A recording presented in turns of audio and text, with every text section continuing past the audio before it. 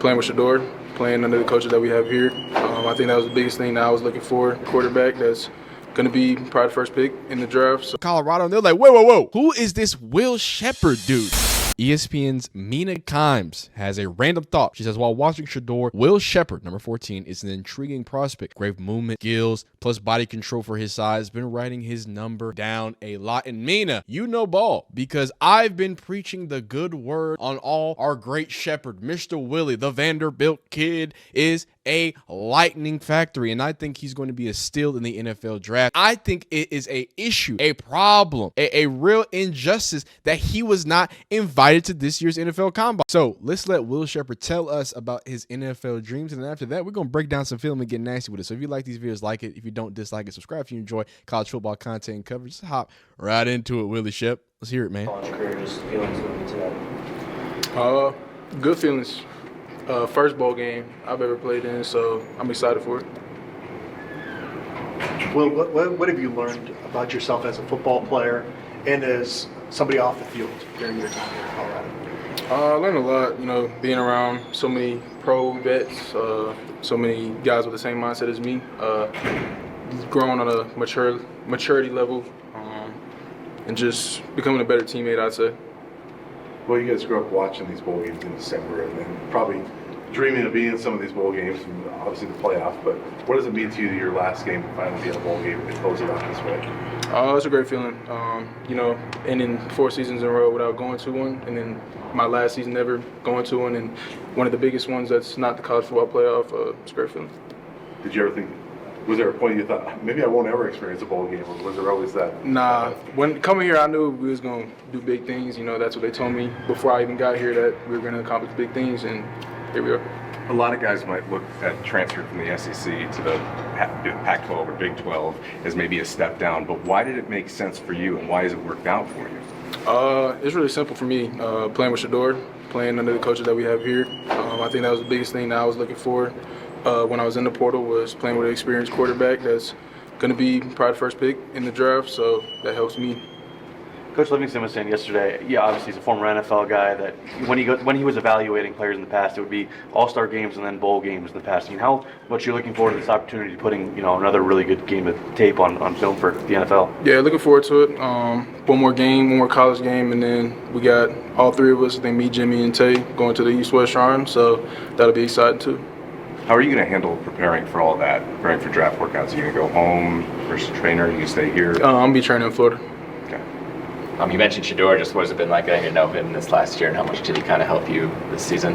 It's been great, just because his experience level is right up there with mine. So he's seeing things that I'm not seeing, and I'm seeing things that he might not see, just helping each other and building up of that. What do you feel like you're going to miss the most from college football, or just being here in Colorado? I think just the team bonding aspect, just being with everybody, the relationships. How would you describe the senior class that's been together? A bunch of guys that just want to go get it. Everybody here has the same common goal, so I think that's why the season's been what it's been. Everybody's looking forward to the same things and trying to get to the same place. Do you have a favorite moment or event that happens to you since you've been at Colorado this season? Probably just becoming bowl eligible. First time in my career. That'd probably be the biggest one. What's one thing you didn't know about Coach Prime when you committed that now, looking back on it, you've learned about?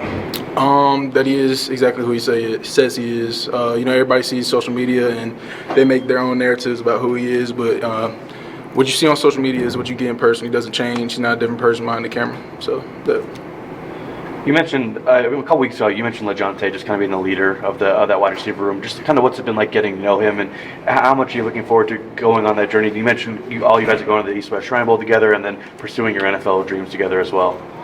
It's been great. All of us lead in our own ways. I'd say Tay's probably the most vocal. I like to just lead by example, kind of show how it's done. And you got Jimmy there too. Just playing with all those guys, learning off each other, building off each other, learning different things that we might see as a negative in our game, and that might be a positive in their game, and building off of theirs. It's obviously a very veteran wide receiver room, but how much are you looking forward to in the years to come, getting to see Omarion, Draylon kind of carry the torch and lead the next generation for the room? It's going to be exciting to see all young guys, a bunch of years ahead of them, already making plays, so it's going to be exciting. Last question? No, thank you, Will. Appreciate you. Okay. I thought they would get a little more NFL format, but something that they did talk about was the Shrine Bowl a lot. So hopefully I had some Shrine Bowl highlights going across. So now that we've talked about that, let's get into a little film, man. We're gonna take it low and slow. You know what I'm saying? It's got to be like this because copyright reasons and whatnot. We're gonna start at the Shrine Bowl. Obviously this is the the actual game itself here. So Will Sheppard just comes up, immediately gets a fade, gets a back shoulder fade, and shows what Mina was talking about. What was she talking about? Body control, feet, size. He's about 6'3". He's a big body now. He can get up there and do it. You see the contact. You see the location of the ball. You see him flip those hips. It's not much of a high point, but the separation, the way that he protects him, that's one of my favorite things I like to see from a young receiver. How can you help yourself protect the ball? That's an advanced movement. He does that, gets both feet down. What I mean is gets both feet down. He could, theoretically, if that, DB's not right there on top of him, might be able to make a move there. But that's a great, easy connection. He doesn't have to rely on the sideline or anything like that. Another view here. Again, good shot by Q too. Q sees it. Big guy.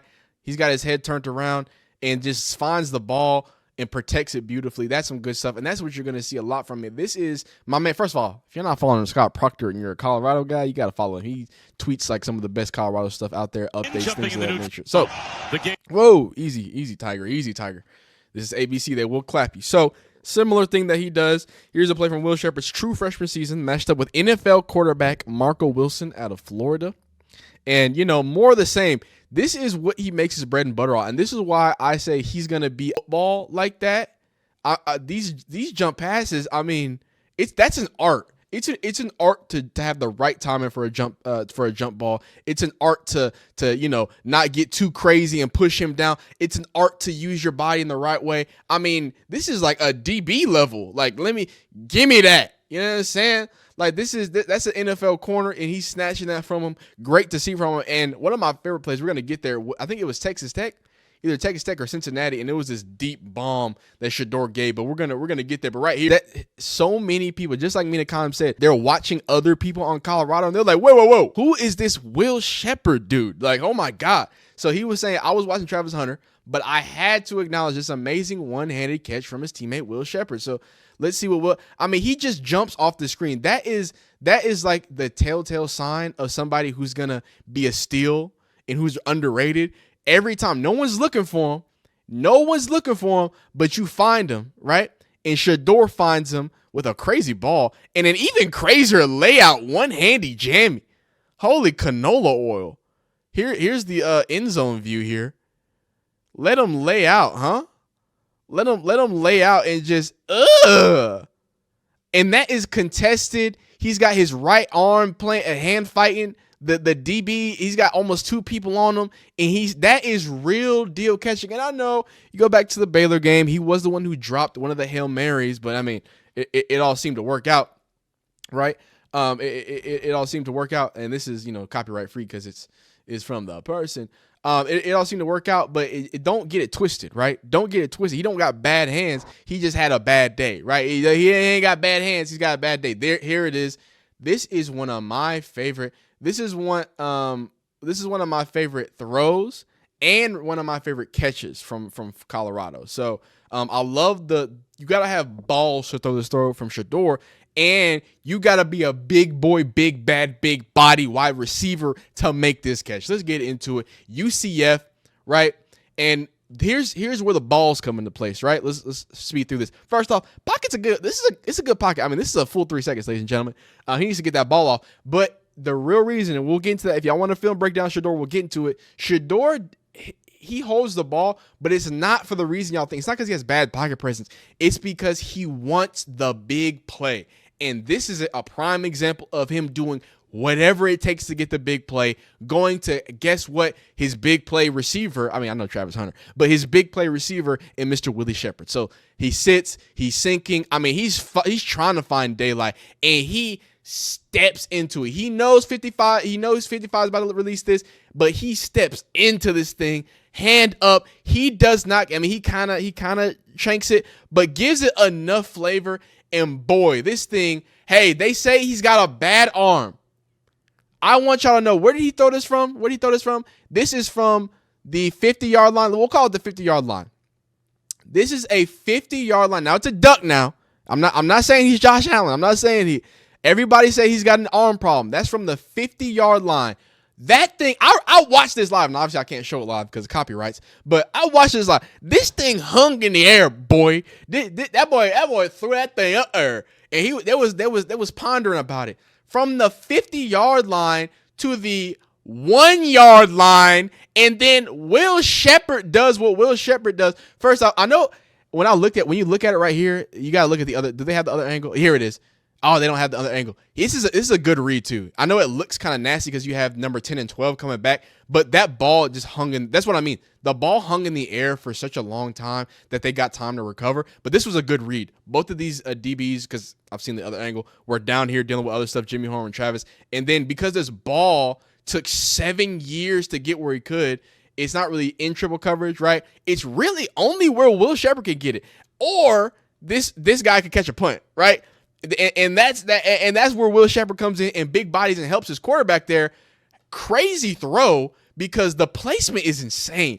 He could have put this over here, over there. He put that on top of that DB, and it could have been a punt catch, or Will Sheppard makes some magic happen, and Will Sheppard goes up and says, "That's mine." I think that was a touchdown too.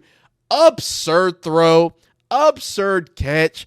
I'm loving all of it from Will Sheppard, man. It's just, and here it is. I think was that one hand? Oh, yeah. And then forget about the goal line. Forget about goal line fade. Now, one of the hardest to throw, one of the hardest to catch, and one of the hardest to defend. Will Sheppard is the king of fades. Here he is. I think Shadeur throws his front shoulder.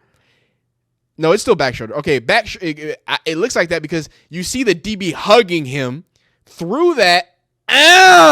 Look at the way he uses his body, not to just protect, but the last second extension. That's an NFL touchdown. That's 2 feet in, and he is going to dominate smaller cornerback. You better hope your cornerback is strapped in for a nice long day with Will Sheppard. 6'3", nice body. Well, pause.